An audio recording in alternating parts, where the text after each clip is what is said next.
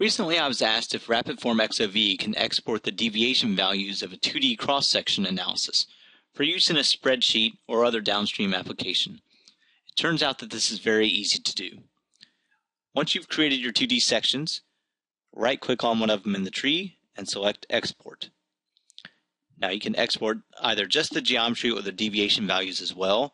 And if I hold down the Ctrl key, I can specify multiple sections to export, with each one having its own file.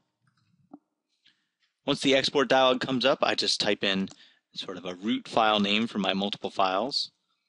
And I can specify the content of the file to include the nominal position, scan position, the gap vector, and the gap distance, as well as limit the maximum number of points contained in each file.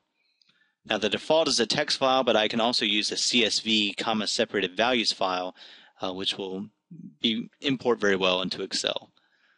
So once I click Save, very quickly for those files, you'll see that I now have 5 files in my folder.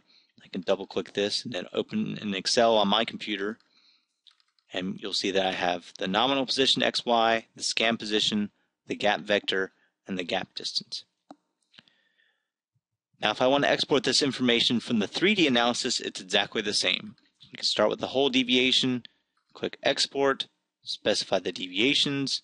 Again, it's going to limit the number of points per file to 65,000. I've got 85,000 points, so it's going to give me 2 files. We'll just stick to the defaults. Click Save.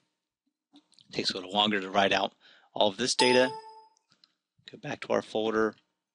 Now you'll see I have essentially the same thing, except now I have XYZ values from my nominal, my scan position, the gap vector, and the gap distance.